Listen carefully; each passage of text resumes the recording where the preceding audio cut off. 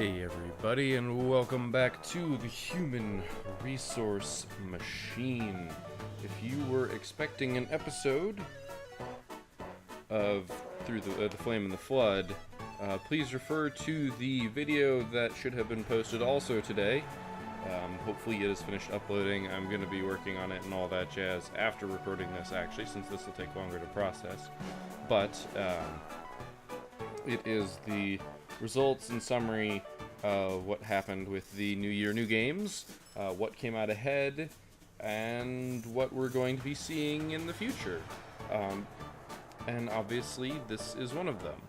I won't go into extra details since this is for Human Resource Machine, and that video will sum everything up, but if you're curious, you can go ahead and head there.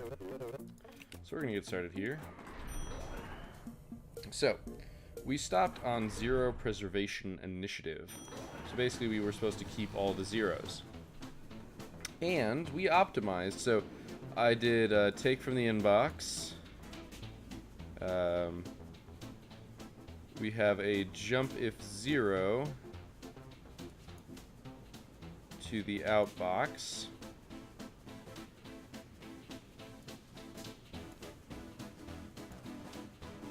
Just like that. And then this. So we had this run.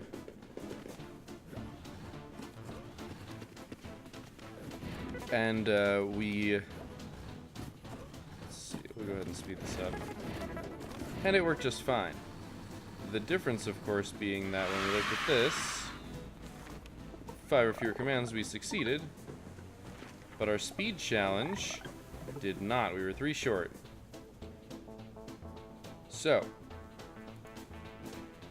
measure the number of commands your program must execute before it finishes, on average. Fewer is better. Average computed by testing your solution against many deterministically generated sets. So basically, there are 2 different ways to optimize. I touched on this at the end of the last episode. And that is, you can optimize in the number of lines of code, and you can optimize in the number of things that actually have to happen. So, I'm not sure.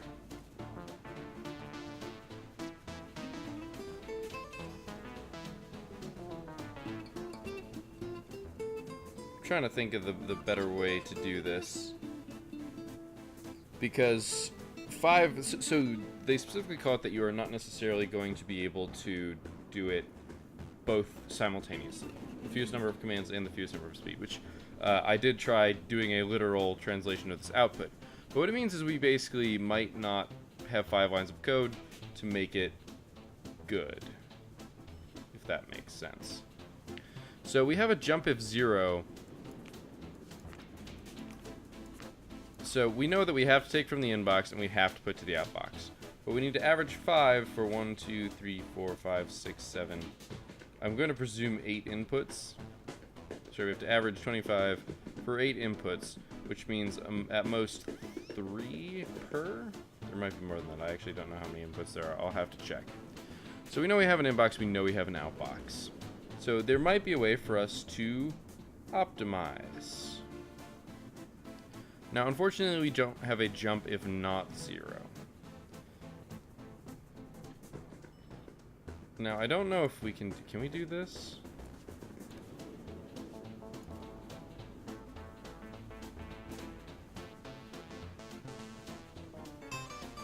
I wonder. I wonder if we can get away with this. So, here's the thing. We can write, as long as the code that we write executes for any input, we're good. That's the important part. So really, we want this to execute. We want to take, we kind of want to start here, take from the inbox, jump if zero to the outbox, take to the inbox. We don't want to jump as many times if we don't have to. But this doesn't work because we start with the outbox. I'm going to guess, this isn't going to work, but I want to see how it works. Right, so we can't do that. So let's stop and reset here. So we're going to take from the inbox. we're going to jump if 0.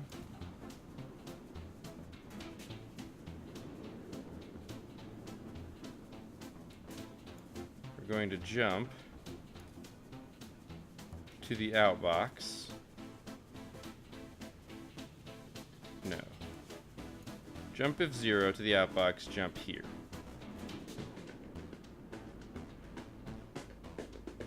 We are then going to inbox. No. So this is this is one of those optimizations that you don't generally do. There are a couple reasons why you would do it, and the main one is that you're running on hardware that has limited resources. So something very small. In modern day, that doesn't tend to be much of an issue for stuff that's simple like this. But that's not always the case.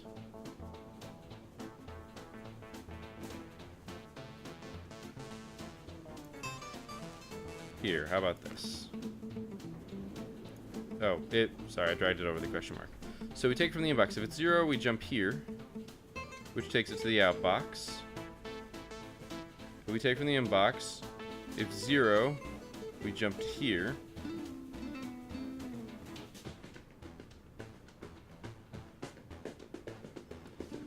Otherwise, we jump here. So this is a much longer code, but because we front-loaded the first check and made this loop more efficient, I think this might work.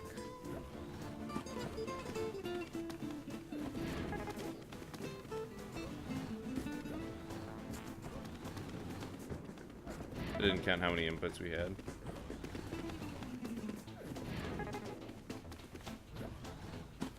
I think this might work. Now, this is 7 lines of code, so we didn't get this.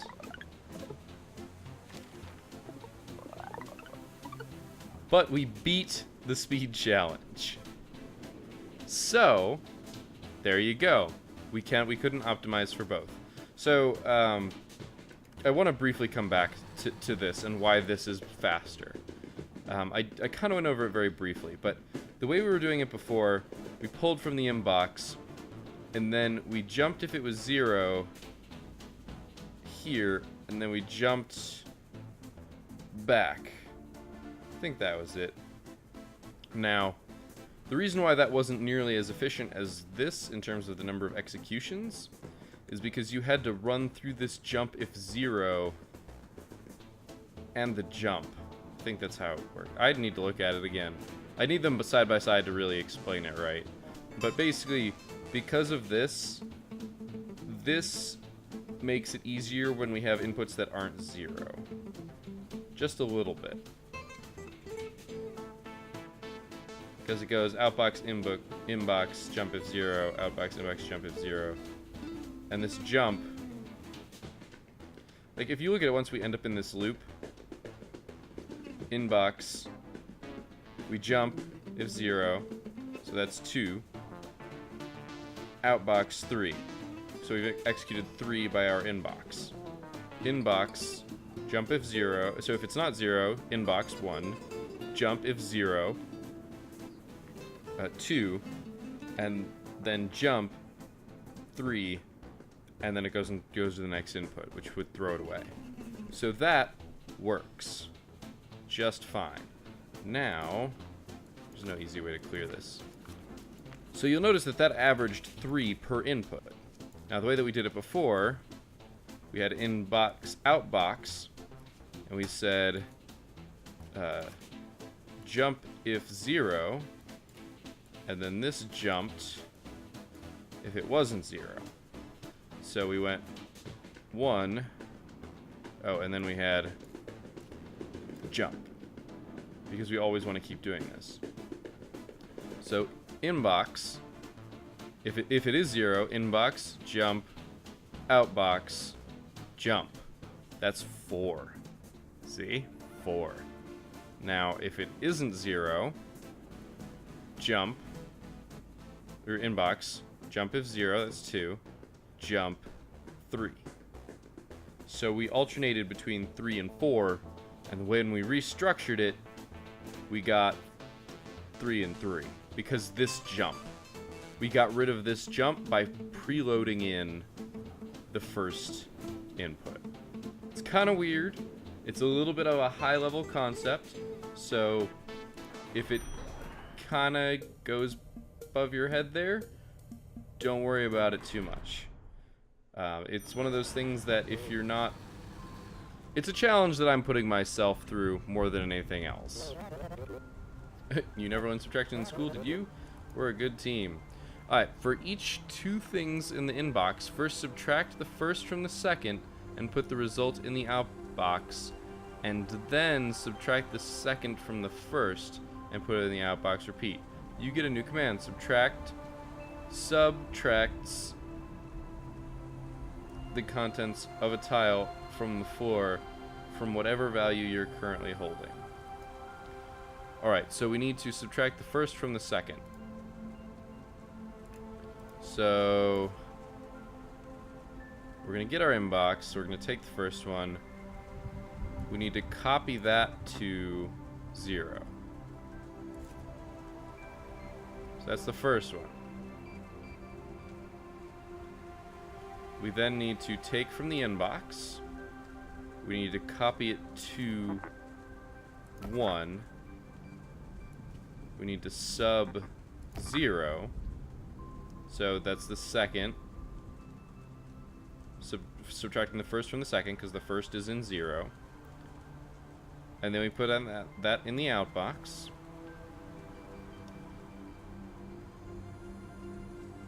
And then we copy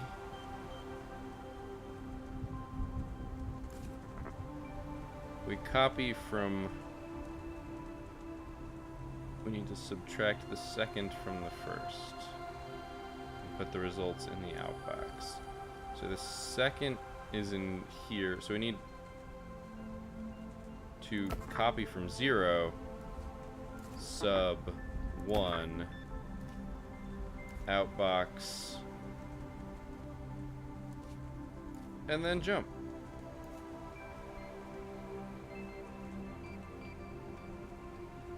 Now, I have a feeling I know what's going to speed this up. But that's okay. So let's see if this works. So we first need to subtract the first from the second, and then the second from the first.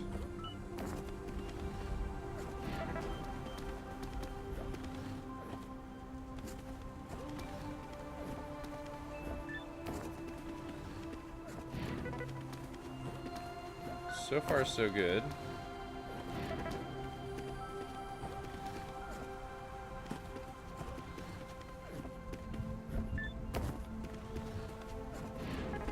And this is where I think... So...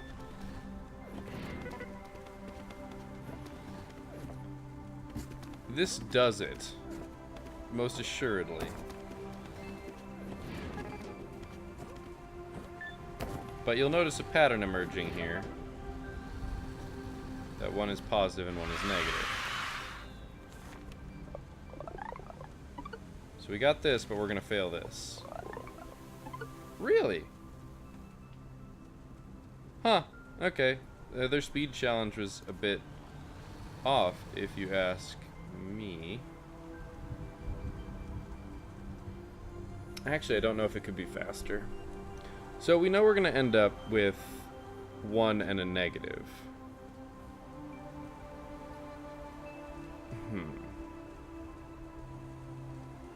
Interesting.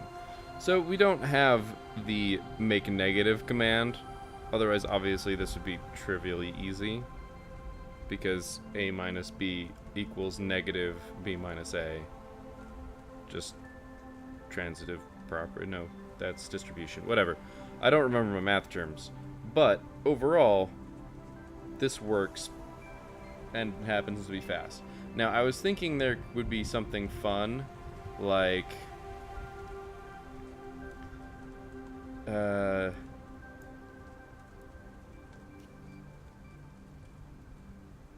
after we sub, we jump if it's 0, which then copies to 2. Oops. Copy to 2. Outbox. Copy from 2. Outbox. Now, this gets a little bit faster on zeros. We had 1 0 in that set, and it was the -6s. So let's assume it's the -6s, right? So it's basically always 1, 2, 3, 4, 5, 6, 7, 8, 9, 10, 11 executions per pair. So if it is... Yeah, actually, no, this isn't going to work. Or this isn't going to be any faster. So if it is this... Oh, sorry, it would be 10 without the jump if 0. So now it's 11 on average. And 1, 2, 3, 4, 5, 6, 7, 8, 9, 10, 11. Yeah, so this just makes it longer. If you didn't have to do this copying shenanigans, if you could just outbox twice, like copy this, then it would work. But we can't. Equalization room. This sounds fun. Sometimes, some numbers are bigger than other numbers, and sometimes they are the same. How can we know? I read about that here in this great book, Which Number Are You? For the aspirational 0. You can borrow it later. There's some really funny business jokes going on in here. Alright, getting 2 things from the inbox if they are equal, put one of them in the outbox, discard non-equal pairs, repeat. You got comments. You can use them, if you like, to mark sections of your program. Cool. Okay. Comments are a thing that happen in normal code too. Usually to, as it says, remind you of what you're doing. So, get 2 things from the inbox. If they are equal, put one of them in the outbox. Alright, so here's how this is going to work. We've got one thing, and it's jump if 0. We want to copy it to 0. We then want to take the inbox, again, sub 0. So if it is 0, we then want to copy from 0, because we stored the right number in there, the first number, which if they're the same, it doesn't matter which one we put out there. And then we want to outbox.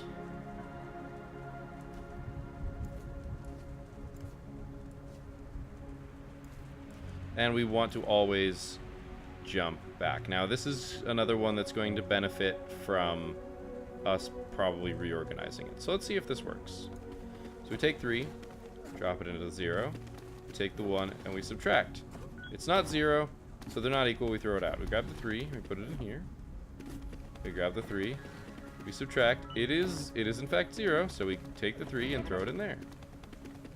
It works in both cases, and we're just going to watch 2 more cases just to be sure that it works with negative numbers too, which it does. Now, I think this will be efficient for code. I don't think it'll be efficient for speed, because we can prepend this like we did the very first challenge.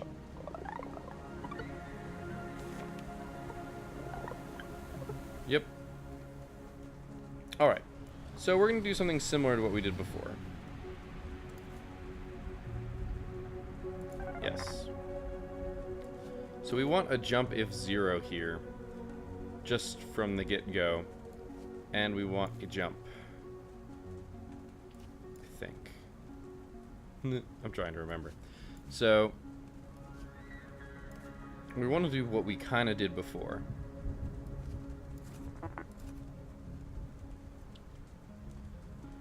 I want to copy it to 0.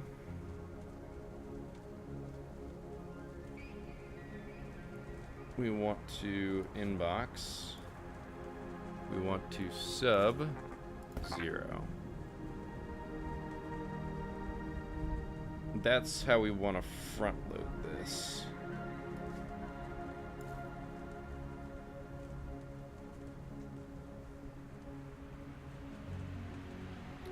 trying to think here if there's a good way to do this.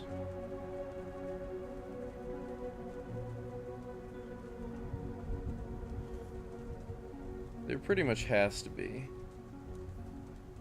The real key is these jumps. How you organize your program with these jumps is basically going to determine what's going on. You want to jump if 0 less, I think is the key here. And that's simply because jumping if it's 0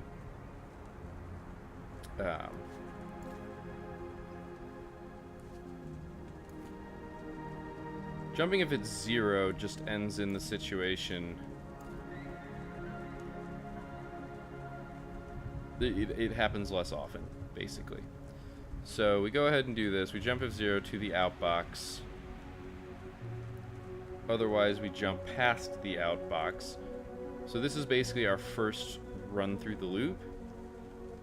And then we make it efficient. It's kind of weird, but it'll make some sense, hopefully. And hopefully I've got this right. I am doing this on the wing. I do not know the solution to this, so I could be wrong. So, jump if 0, jump. If it's 0, take it to the outbox. Otherwise, we take from the inbox. We copy to 0.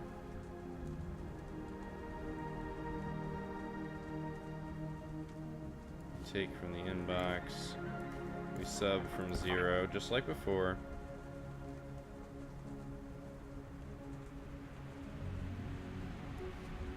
Jump if 0. Back to here. Otherwise, we jump to here. So 27 was what we were looking for.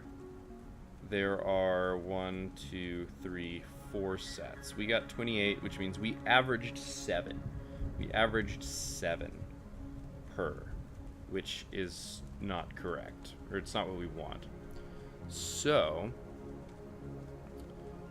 in general, how is this going to work out for us? So, if the first one doesn't match, so, well, let's say once we get into here,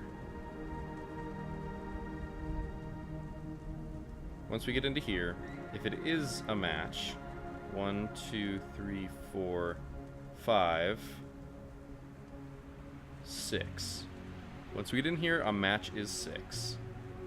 If it's not a match, 1, 2, 3, 4, 5, 6. And yeah, we should actually average 24. And it's all done by manipulating these loops. Now, I'm going to say this a little hesitantly. If this was real code, and you had access to more... Oh, whoopsie. Oopsie. I forgot the copy from. That's why this was so much lower.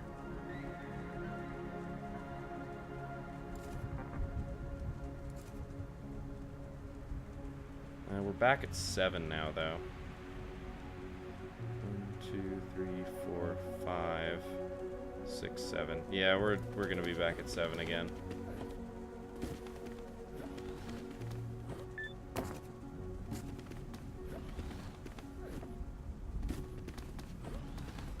Now we can count this. I'm just gonna speed it up. This is gonna work.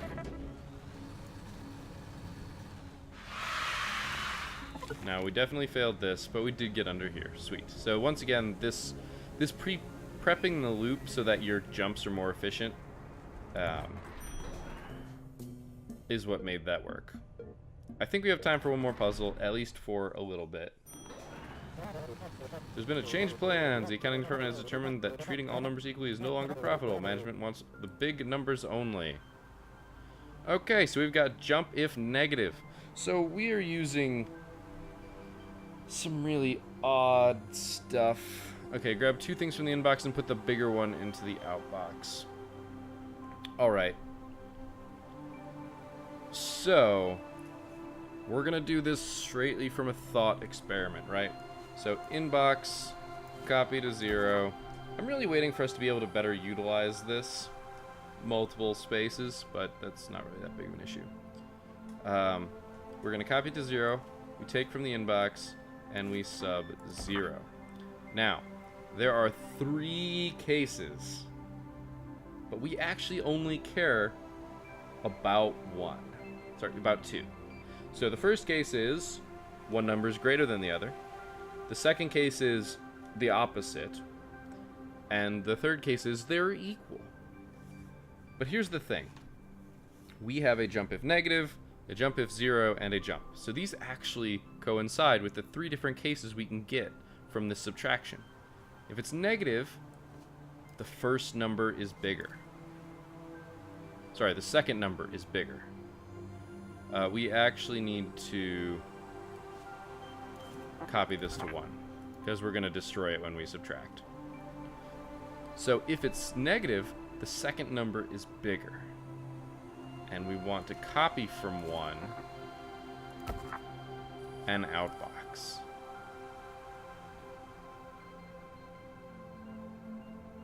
However, any other case, and I mean any other case,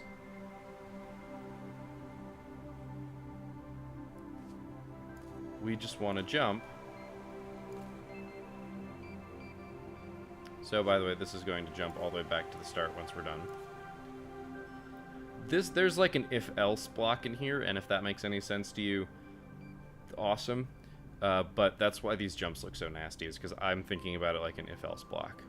So if negative, do this.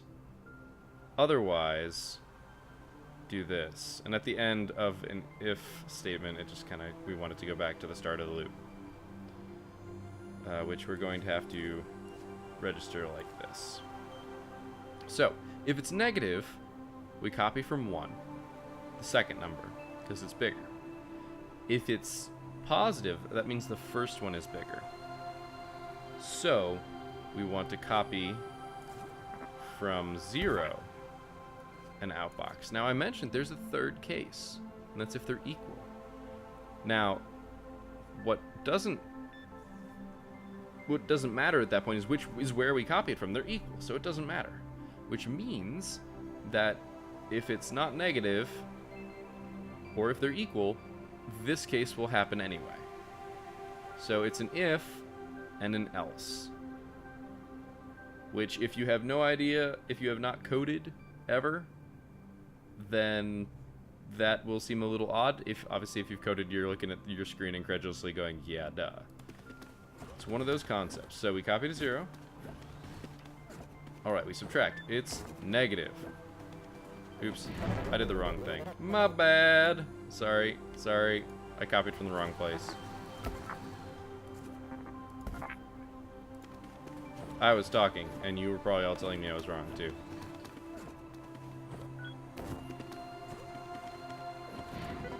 Alright, so we take from the inbox, copy it to 0. First number. The problem is the subtraction happens in the opposite way that I'm expecting. That's why it keeps throwing me off. So I do apologize. And yes, this is going to fail in the speed test. It will, I believe, pass. See, but that was the equal case. It didn't matter which one it went to.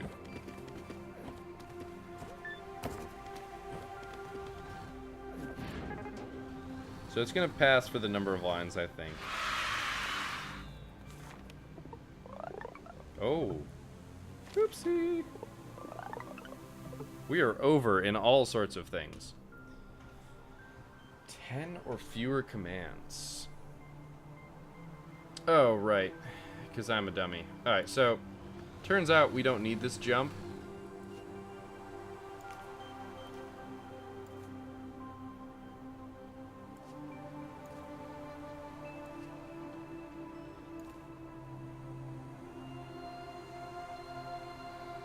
Yep, that's what we needed. That only removes 1 line of code, mind you.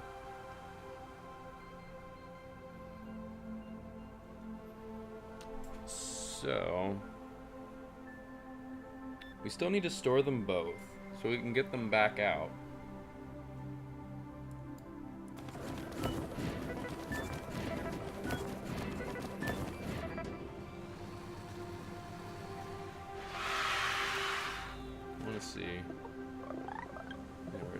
so we've got 2 extra commands. I actually think we end up optimizing for both here at the same time on accident.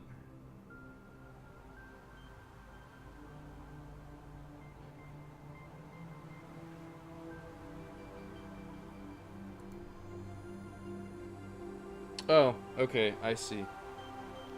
I see. Alright, so, this is gonna be dumb, but it's gonna make sense. We don't actually have to copy one. And we don't have to copy from one. We just need to add from one. Or sorry, add 0. So, the logic here is, so let's use our 1 and 2 here. So we copy 1 to 0. We take 2. We subtract from 0, we get 1. So it's positive. Oh, so this is a bad example. Oh no, this is exactly the example. We add 0, which is 1. We just subtracted it off, and now we're back at the bigger number. We throw it in the outbox. Now, if it's negative, we do want to take this. But we saved ourselves from storing anything in 1 by doing it in this manner. We still only cut 1 line of code, mind you.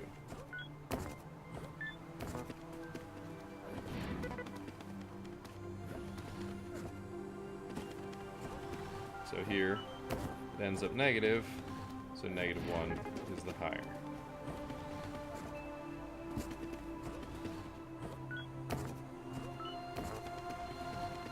It just adds it back.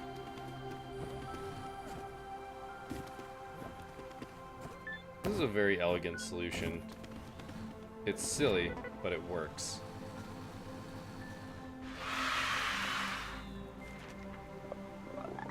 We're still 1 command over, but we're at much under the speed challenge. That's really interesting. That is not what I expected out of the size challenge, to be honest.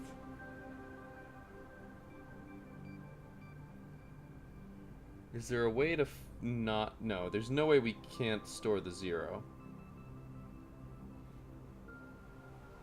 So it's this extra jump. Can we...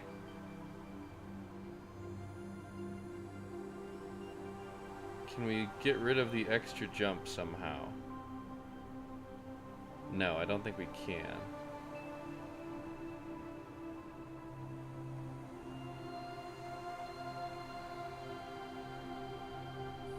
I don't think we can. Where am I going to lose this extra... What here is not negative or not important. The only thing extraneous here is a jump.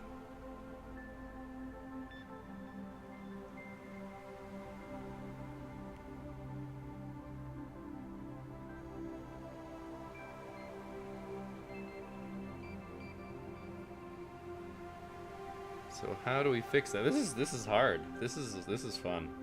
I'm enjoying this a lot more than I should be. I will go ahead and say that to begin with. Like, I do this professionally, but this is so wrong. Like, these commands are so wrong because that's not how they work normally.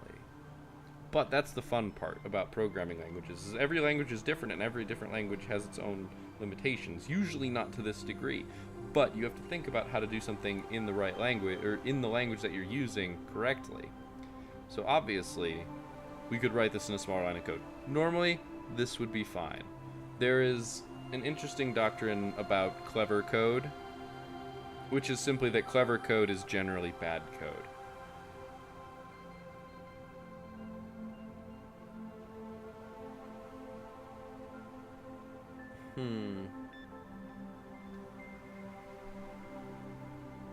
Obviously, this clever stuff is unimportant. So how can we make this jump?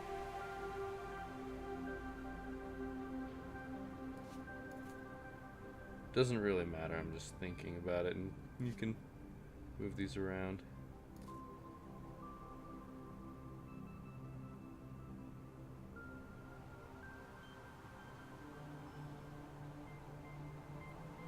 Is there a way to loop this better?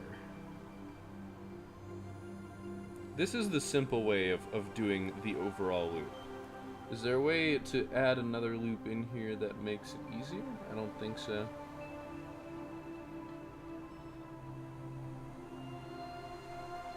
Copy from 0 is necessary, isn't it? No, there's nothing, there's no reason to be more effective than that.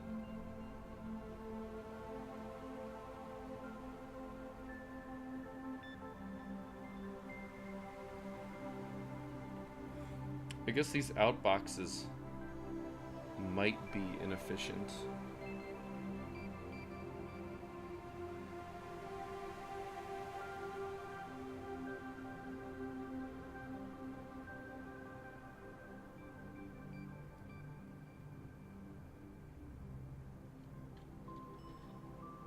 Oh, yeah.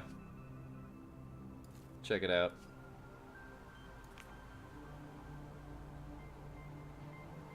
Yep, this is dumb, but this will work.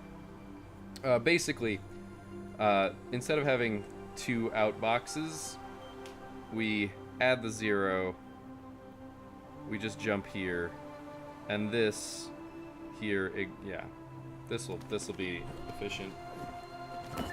This will work. We managed to remove one of the outboxes. That was the extraneous bit. I was wrong. It was not one of the jumps.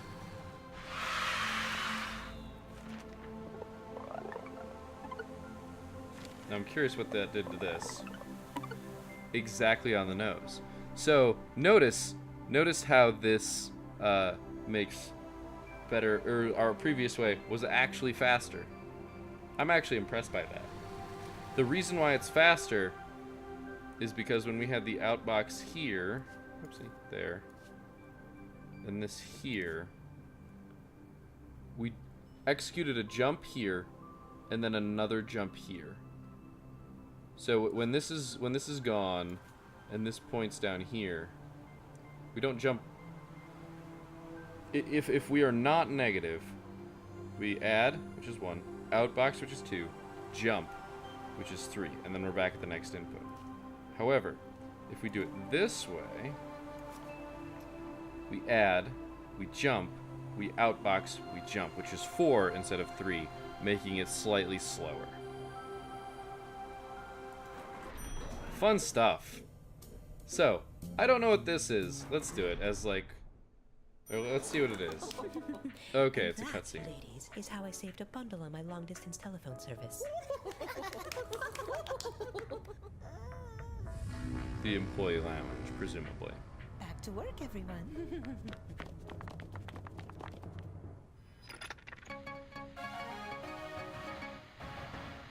A massive army of machines has surrounded the city. The machines are not moving, and they are not communicating. Local authorities are investigating. Ooh, that's ominous. Alright, so we got a fun little cutscene to wrap up this episode. We went a little bit longer than I had initially expected. We've got a lot to go. And you know what? I'm 100% okay with that. I am very much enjoying this game. I'm okay if it's a short service. Oh no, I'm gonna have to go back and fix these. How? How did I not get either of these? Okay, well, we'll go back and fix those later because I wasn't paying attention to lights. Good thing I went back and checked. So yeah, I hope you guys enjoyed this episode. I am enjoying this game thoroughly. If you don't have any programming knowledge, please let me know in the comments if anything confused you about this, and I mean that, anything. I will explain as much as I possibly can. Coding is, I think, a very important life skill to have. You don't need to have it on a professional level. You don't have to know it forwards and backwards, but knowing at least a little bit of how to do it, I think is going to become a very crucial skill in the years to come. I mean, as it is now, I think that it's critical that we be teaching our kids in, like, just middle school, maybe high school, but somewhere in there, they should be learning how to code. At the very least, basics, concepts, something along those lines, because we're moving into a digital age where knowing that kind of stuff is super important. And finding a good way to teach it is also very challenging, I think. There's a lot of... The way that I learned is not the way I would ask for others to learn. And I don't know another way, so I'm sure there are other ways out there. But a game like this is actually a great tool. In fact, one of my friends, I know he wants to teach his son some coding or get him more introduced to it, I am totally going to show him this game, just so that he can see it and see what it's all about. Because I think it'll be, I think it's a good way to teach things. It's a little bit odd at times, for certain, but I think overall it's a cool idea. So yeah, as I said, if you don't know anything about coding and something here confused you, go ahead and let me know in the comment section down below. I will answer as best I can. If you know about coding and something I said here confused you, feel free to ask me also. You know, everybody's always learning. Honestly, you might tell me something that I don't know. It happens. But yeah, I hope that you will let me know. I hope that you are enjoying this shenanigans. I will see you next time.